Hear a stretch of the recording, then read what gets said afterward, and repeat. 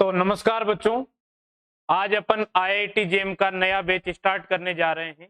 इसमें जो क्लासेस होगी एकदम शुरुआत से होगी और जैसा कि स्क्रीन पे आपको दिखाई दे रहा है कि जो अपना ये बैच है ये 2023 को लेकर, ठीक है। जो आपका आईआईटी जेम का एग्जाम होता है वो फरवरी के सेकंड संडे को कंडक्ट कराया जाता है। तो अपन उस कोर्स के लिए प्रिपरेशन करने वाले हैं, ठीक है। तो प्रिपरेशन करने का मोड कैसा रहेगा अपना? क्या अपने पूरे सेशन के दौरान स्ट्रेटजी रहेगी? किस प्रकार से अपने पढ़ाने का तरीका रहेगा? किस प्रकार से अपनी क्लासेस लगेगी? स्टडी मटेरियल किस प्रकार से प्रोवाइड कराया जाएगा? टेस्ट आपके किस प्रकार से कंडक्ट होंगे? उन सभी के बारे में आज अपन इस इंट्रोडक्शन क्लास में डिटेल से चर्चा करेंगे, ठीक है। तो स्टार्ट करते हैं अपन वन बाय वन, स्लाइड के माध्यम से समझते हैं जिससे टाइम बच सके अपना। और ये पीपीटी जो है इसको मैं एज पीडीएफ आप लोगों को प्रोवाइड करा दूंगा एप्लीकेशन पे, तो वहां से आप डाउनलोड कर सकते हैं। और इसमें सभी एग्जाम्स के बारे में कि आईआईटी जेम का एग्जाम क्या होता है, कौन कौन से इंस्टीट्यूट इसे पार्टिसिपेट करते हैं, साथ ही साथ जो आपके टीआईएफआर का एग्जाम हुआ, टेस्ट का एग्जाम हुआ, इनके बारे में भी एक्सप्लेन किया गया है, ठीक है। तो अपन सबसे पहले बात करते हैं कि सर इस कोर्स पढ़ने के दौरान कौन कौन से एग्जाम की हमारी प्रिपरेशन होगी, ठीक है। तो सबसे फर्स्ट ऑफ ऑल जिस एग्जाम के लिए आप प्रिपरेशन करने आ रहे हैं तो आईआईटी जेम की आपकी इसमें प्रिपरेशन होगी, साथ ही साथ जेस्ट की भी प्रिपरेशन होगी। आगे मैं बताऊंगा कि जेस्ट का क्या इम्पोर्टेंस है और टीआईएफआर का क्या इम्पोर्टेंस है। तो इन तीनों एग्जाम की आपकी प्रिपरेशन होगी। और अभी पिछले साल से ही बीएससी वाले स्टूडेंट्स भी गेट का एग्जाम दे सकते हैं। और पिछली बार भी तुम्हारे जो सीनियर्स थे जो आईआईटी जेम की प्रिपरेशन कर रहे थे उन्होंने भी एग्जाम दिया है। तो दोनों मोड होते हैं, चाहे तो आप बीएससी के माध्यम से भी दे सकते हैं, चाहे आप एमएससी में एनरोल है तब भी गेट का एग्जाम दे सकते हैं, ठीक है। As practice. फिर अपन आगे बढ़ते हैं। तो ये अपनी टीम है। तो डॉक्टर के शर्मा सर को आप जानते ही हैं, ये डायरेक्टर सर है अपने, श्याम सर, ठीक है। डॉक्टर लोकेश कुमार जांगीर सर हैं और ये मैं खुद हूँ, ठीक है। तो इसमें कौन कौन आपको पढ़ाएंगे? एक तो आपको के सर पढ़ाएंगे, एक आपको डॉक्टर लोकेश कुमार जांगीर सर पढ़ाएंगे और मैं पढ़ाऊंगा। के सर किसी कारणवश अपने से 10 से 15 दिन बाद अपनी क्लास को ज्वाइन करेंगे और आपको पढ़ाना चालू करेंगे। वो क्या है किसी काम में अभी बिजी हैं, तो जैसे वो एक बार कंप्लीट हो जाता है आपकी क्लास लेना स्टार्ट कर देंगे। जो के सर हैं आपको कौन से पेपर पढ़ाएंगे तो उसके बारे में भी अपन आगे चर्चा कर लेंगे। तो हम तीनों मिलके ही आपको पूरा सिलेबस कराएंगे, पूरी एक टीम है। तो कहीं पे भी किसी भी टॉपिक में कोई भी पोर्शन में आपको कभी भी ऐसा नहीं लगेगा कि सर हमारा ये कमजोर रह गया। जैसा फर्स्ट डे आपको टॉपिक पढ़ाया जाएगा, जिस दिन आपका लास्ट सेशन होगा उस दिन भी उसी एनर्जी के साथ आपको टॉपिक पढ़ाया जाएगा, उतने ही टाइम के साथ। ऐसा नहीं है कि अभी टाइम ज्यादा दे रहे किसी टॉपिक को, बाद में जल्दबाजी करेंगे, ऐसा कुछ नहीं होगा, ठीक है। करियर अपॉर्चुनिटीज के बारे में बाद में बात करेंगे, पहले एक बार अपन सिस्टम को समझ लेते हैं, फिर अपन करियर अपॉर्चुनिटीज के बारे में बात करेंगे, आखिरकार क्या क्या अपॉर्चुनिटीज, ठीक है। सबसे पहले तो कि सर अपना सिस्टम कैसा रहेगा पढ़ाने के दौरान। तो आपको प्रॉपर जो क्लास होगी आपकी आईआईटी जेम की, इसमें सबसे पहले तो आपके क्लास में कंटेंट कवर करवाया जाएगा और कंटेंट में जो आपके क्लास नोट्स है उसके अतिरिक्त आपको प्रॉपर असाइनमेंट्स दिए जाएंगे। यहाँ पे आपकी प्रॉपर टेस्ट सीरीज चलेगी और टेस्ट सीरीज जो होगी आपकी वो टॉपिक वाइज टेस्ट सीरीज होगी। दिख रहा है भाई कलर? टॉपिक वाइज आपकी टेस्ट सीरीज होगी। जैसे अपन बात करते हैं मैकेनिक्स स्टार्ट करेंगे तो मैकेनिक्स को अपन 3 से 4 पार्ट में ब्रेक कर लेंगे और उसी के अकॉर्डिंग फिर उसके टेस्ट पेपर भी अपन डिसाइड कर देंगे। इलेक्ट्रॉनिक्स की बात करें तो इलेक्ट्रॉनिक्स को भी अपन 2 to 3 पार्ट में डिवाइड कर लेंगे अपने अकॉर्डिंग कि इतने टॉपिक्स तक इसका टेस्ट होगा, इस टॉपिक के बाद इनका टेस्ट होगा। तो जैसे ही आपका टॉपिक कंप्लीट होगा, उसके नेक्स्ट डे आपका टेस्ट होता ही होगा। तो आप लोगों को हमेशा पता होगा कि आपका टेस्ट कब होने वाला है। टॉपिक कंप्लीट हुआ उसके 1 या 2 दिन बाद आपका टेस्ट होगा, ठीक है? और सब्जेक्ट कंप्लीट होने पे फिर जेम पैटर्न पे आपका टेस्ट कंडक्ट कराया जाएगा। अपन इसमें डेली क्विज का सिस्टम भी रखेंगे। अभी कुछ दिन बाद स्टार्ट होगा तो क्विज सिस्टम भी अपन इसमें रखेंगे और क्विज के माध्यम से कुछ क्वेश्चन तो आपके नोटबुक में जो आपने कर लिए हैं वो भी दिए जाएंगे, जो कभी आपके टेस्ट में आए हुए होंगे वो भी दिए जाएंगे, कभी आपके असाइनमेंट से भी दिए जाएंगे, कभी नए भी दिए जाएंगे। क्विज का केवल एक ही माध्यम है कि प्रत्येक दिन आप एक कॉन्सेप्ट सीख, ठीक है? आपका पुराना कभी पढ़ा हुआ है, जैसे आपके लास्ट में ऑप्टिक्स चल रहा है और आपको मैकेनिक्स पढ़े बहुत दिन हो गए होंगे, तो एक अगर अपना मैकेनिक्स का क्वेश्चन देखेंगे तो अपने को वो कॉन्सेप्ट पढ़ना पड़ेगा अगर नहीं आता है तो।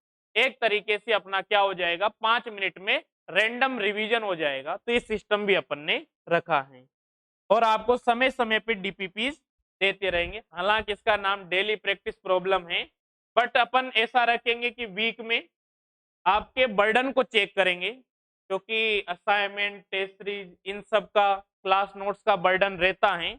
उस बर्डन को चेक करेंगे और जैसे ही लगता है कि अभी आपके पास काम नहीं है, उस टाइम पे आपको वीक में 1 to 2 डीपीपीज अपन प्रोवाइड कराएंगे, जिसमें वही क्वेश्चंस होंगे।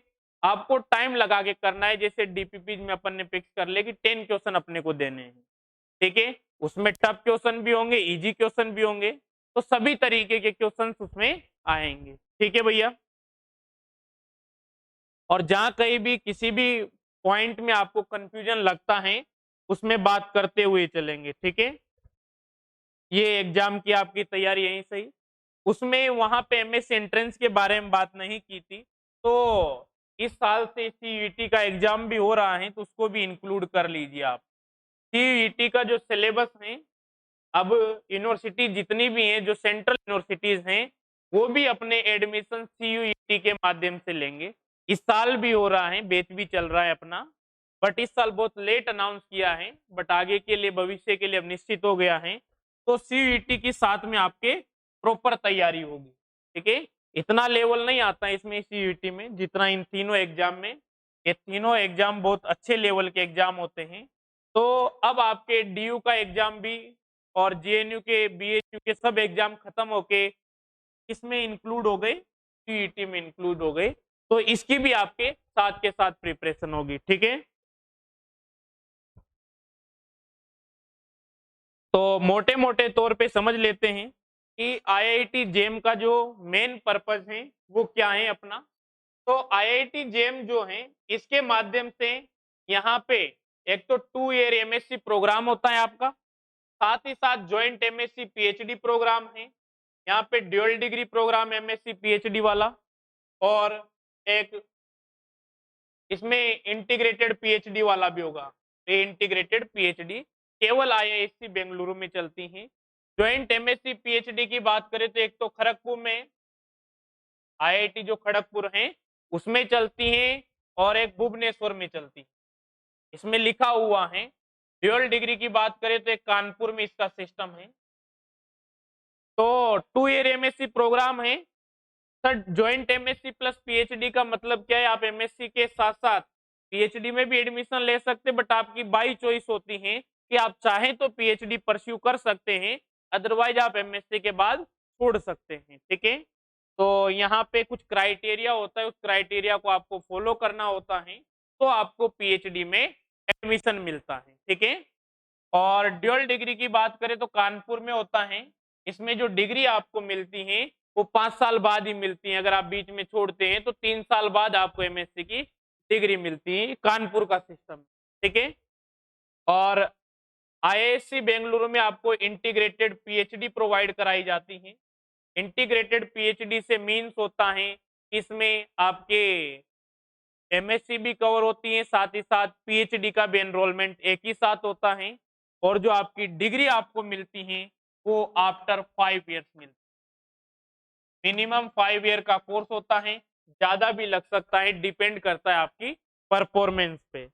बाकी पार्टिसिपेटिंग इंस्टीट्यूट हैं जो आप देखते रहिएगा जब आपको प्रोवाइड कराई जाएगी ये। आपके जेस्ट का एग्जाम होता है तो देश के जितने भी रिसर्च सेंटर हैं सब मिलके आपके एग्जाम कंडक्ट कराते हैं और इसके माध्यम से इंटीग्रेटेड पीएचडी में एडमिशन मिलता है। इंटीग्रेटेड पीएचडी का जो सबसे बड़ा बेनिफिट होता है ये होता है इसकी स्कॉलरशिप, कि जैसे आपकी बीएससी कंप्लीट होगी, आप लोग में से ज्यादातर के रहता है कि सर हमारी फैमिली कंडीशन वीक है, सर हम ये नहीं कर सकते, सर हम वो नहीं कर सकते, तो उनके लिए सबसे बढ़िया है कि वो शानदार तरीके से पढ़ाई करे और इंटीग्रेटेड पीएचडी में एडमिशन ले ले, क्योंकि जैसे ही आपका इंटीग्रेटेड पीएचडी में एडमिशन होगा आपको स्कॉलरशिप मिलेगी। इसमें स्कॉलरशिप बेस्ड प्रोग्राम है और एमएससी के दौरान आईआईएससी में आपको I think 16,000 rupees per month मिलती हैं और टीआईएफआर की बात करें तो 16,000 बढ़ के 22,000 रुपीज हो जाती है पर मंथ। एमएससी करने के दौरान पर मंथ मिलेगी और जैसे आपकी एमएससी कंप्लीट होके पीएचडी में आपका एनरोलमेंट स्टार्ट होगा तो यही स्कॉलरशिप आपकी बढ़कर 35,000 रुपीज पर मंथ हो जाएगी। आपको जेआरएफ स्कॉलरशिप मिलेगी। ठीक है, हो सकता है बाद में भारत सरकार जिस हिसाब से साइंस और टेक्नोलॉजी में इन्वेस्ट कर रही है तो ये पेमेंट भी बढ़ाया जा सकता है। हालांकि जो स्टूडेंट्स और डिमांड तो 80,000 की करते हैं, बट देखते हैं कि गवर्नमेंट इसमें कितना इजाफा करती है। फिलहाल ये स्कीम है आपकी और ये आपको पढ़ने का मिलेगा, आपका कोई एक्स्ट्रा खर्चा नहीं है, कोई रिसर्च सेंटर में ट्यूशन फीस नहीं होती है। तो आप सोच सकते हैं जितना एक गवर्नमेंट ऑफिसर कमाता है उतना आपको पढ़ने का मिल रहा है और 5 साल तक कंटिन्यूअसली मिलेगा। ठीक है, तो ये इंटीग्रेटेड पीएचडी का बेनिफिट होता है। जो जो इंस्टीट्यूट इसमें पार्टिसिपेट करते हैं उनका इसमें लिखा हुआ है, एलिजिबिलिटी क्राइटेरिया सब लिखा हुआ है। आप सभी एलिजिबल हैं बीएससी कर रहे हैं जो। ठीक है, जो पार्टिसिपेटिंग इंस्टीट्यूट हैं वो जो यहाँ पे लिस्ट बनी हुई है, ये सभी इंस्टीट्यूट इसमें पार्टिसिपेट करते हैं। देश के जितने भी आईजर हैं, अपना आईआईएससी हुआ और ये रिसर्च सेंटर जो बड़े बड़े जैसे अराइज हुआ, बोस इंस्टीट्यूट हुआ, ये एचबीएनआई, एचआरआई, बड़े बड़े इंस्टीट्यूट हैं, ये सब इसमें पार्टिसिपेट करते हैं। यहाँ पे वर्क करना ही बड़ी बात होती है और यहाँ पे आप देख पा रहे होंगे टीआईएफआर में भी इसके थ्रू एडमिशन लिया जाता है। टीआईएफआर अपना पर्सनल एग्जाम कंडक्ट कराता है, बावजूद इसके टीआईएफआर जेस्ट के थ्रू भी स्टूडेंट्स को फिलअप करता है, क्योंकि उनका मानना है कि बहुत सी बार एक पेपर में बच्चा बहुत परफॉर्म नहीं कर पाता है जितना एक्सपेक्टेड होता है, तो उसे एक मौका और दिया जाना चाहिए और इस एग्जाम के थ्रू भी वो स्टूडेंट को लेता है। इंटरव्यूज होते हैं प्रॉपर। इंटीग्रेटेड पीएचडी में कोई रिजर्वेशन नहीं होता है, आपका प्रॉपर इंटरव्यू होगा।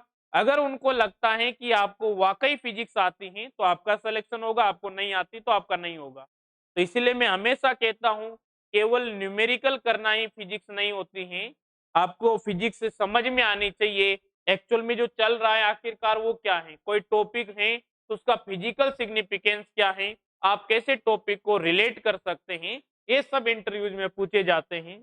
और अगर आप कभी किसी का इंटरव्यूज देखेंगे, सुनेंगे या किसी से सलाह लेंगे तो आप पाएंगे उनके क्वेश्चन देख के कितने बेसिक और इजी क्वेश्चन पूछे जाते हैं, बिल्कुल नॉर्मल क्वेश्चन पूछे जाते हैं, बशर्ते आपकी पढ़ाई अच्छी हो, आपको उस लेवल की नॉलेज हो, क्योंकि बहुत बड़ी बड़ी प्रॉब्लम्स आप सोल्व कर देते हैं पर बेसिक उनके मीन जो होते हैं फिजिकल सिग्निफिकेंस वो आपको पता नहीं होते हैं। एक टॉपिक से स्टार्ट करते हैं और जैसे जैसे आप जवाब देते जाते हैं उसी डायरेक्शन में इंटरव्यू बढ़ता जाता है।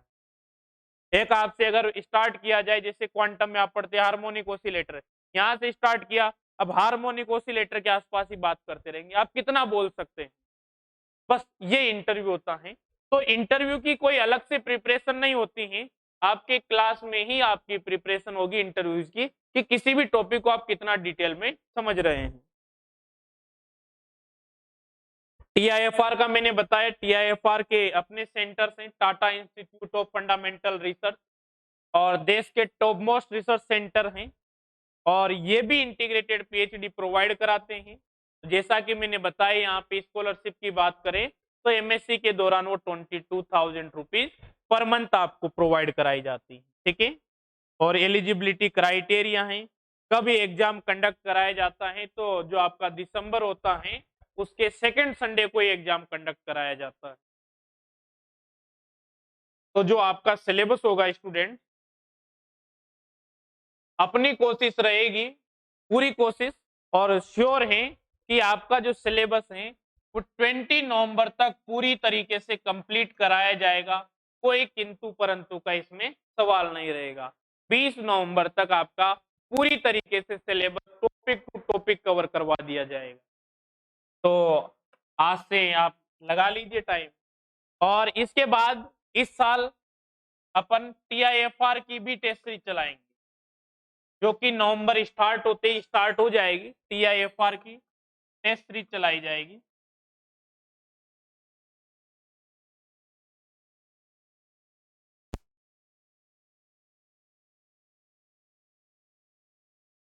ठीक है।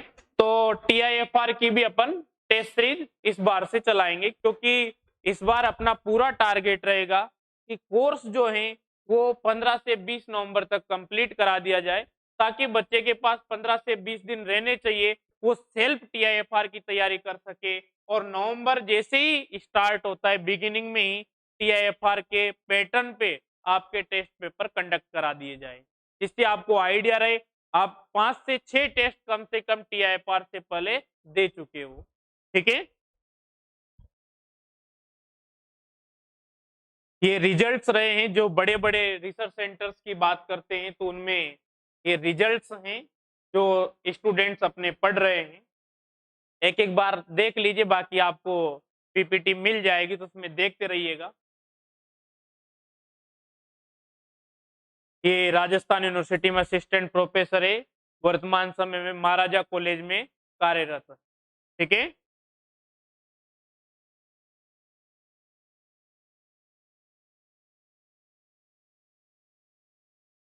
ये नेट जीआरएफ के रिजल्ट्स की बात करें, ये जेम के रिजल्ट्स की बात करें अपन,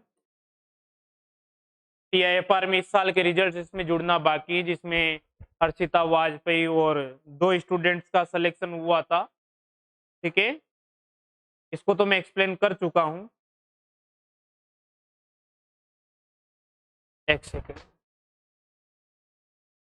अब अपन बात कर लेते हैं इस सेशन के दौरान अपना सिलेबस क्या रहेगा। जो सबसे इंपॉर्टेंट थिंग है कि जिस कोर्स की अपन प्रिपरेशन करने जा रहे हैं उसका सिलेबस क्या है।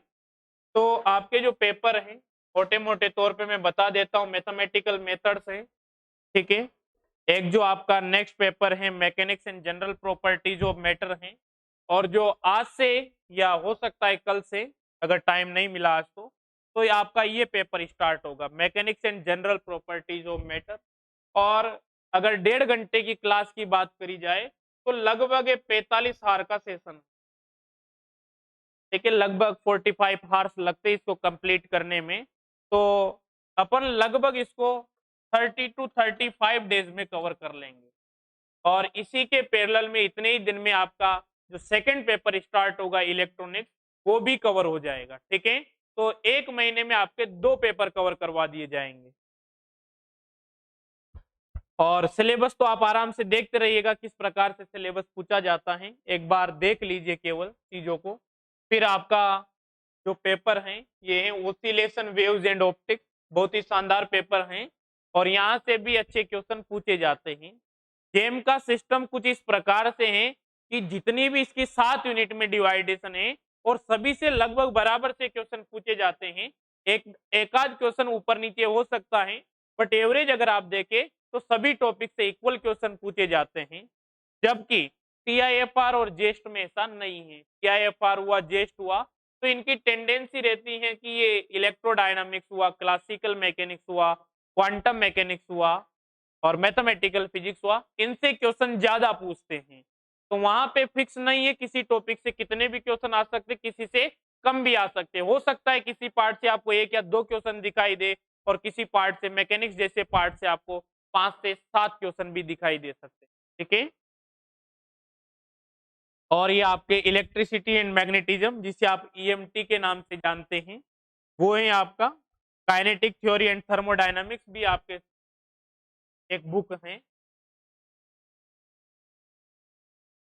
और जो आपके क्वांटम मैकेनिक्स हैं, इसको आपको के सर पढ़ाएंगे भाई। तो इसमें क्वांटम भी इंक्लूडेड है, साथ ही साथ इसमें special theory of relativity STR को भी यही इंक्लूड करते हैं। इसमें आपके न्यूक्लियर फिजिक्स का भी कुछ पार्ट आता है और क्वांटम का पार्ट तो है ही सही। ठीक है, और बाकी फिर आपका solid state physics and electronics. तो एक पेपर आपका ये स्टार्ट होगा, और इस पेपर को आपको डॉक्टर लोकेश कुमार जांगीड़ सर पढ़ाएंगे। तो आपके शुरुआत में अभी तो 2 ही पेपर चलेंगे, और 10 से 15 दिन बाद जब के सर क्लास स्टार्ट कर देंगे लेना, तो मॉडर्न फिजिक्स स्टार्ट करेंगे। तो डेली आपकी जो क्लास होगी 3 घंटे से बढ़कर 3.5 घंटे हो जाएगी। आप सोच रहे होंगे सर शुरुआत से ही आप ज्यादा टाइम गेन क्यों कर रहे हैं, बहुत सारी कोचिंग्स हैं जो 2 घंटे 2.5 घंटे ही रखती हैं। टाइम ज्यादा रखने का शुरू से बेनिफिट ये है कि आपको लास्ट में दिक्कत ना आए। लास्ट में आपके पास प्रेशर नहीं होना चाहिए, आप स्मूथ रहे।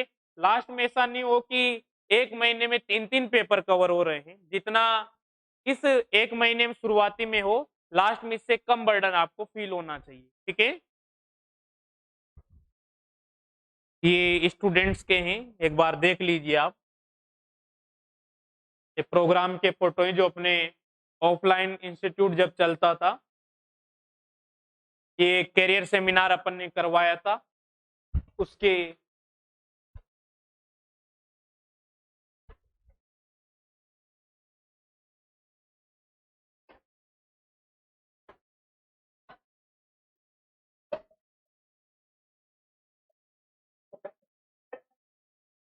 ये प्रोग्राम तो अपना फेयरवेल देते हैं हर साल, जैसी परंपरा रही है। हालांकि अब तो 2 साल से कोविड की वजह से ऐसा कुछ हो नहीं पा रहा है, अदरवाइज लास्ट में हर साल प्रोग्राम किया करते थे एज ए फेयरवेल।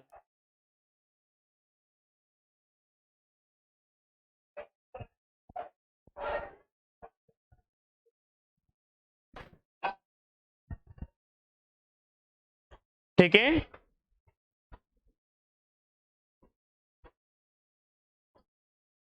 तो किसी को कोई डाउट है, कोई टॉपिक के बारे में डिस्कस करना है, कोई बात है तो आप पूछ सकते हैं, अदरवाइज क्लास स्टार्ट होगी अब। बताइए, है कोई डाउट? ठीक है, तो अब आपकी क्लास होगी इलेक्ट्रॉनिक्स की स्टार्ट होगी, सर आपको पढ़ाएंगे। उसके बाद फिर आपकी मैकेनिक्स की क्लास लगेगी। ठीक है।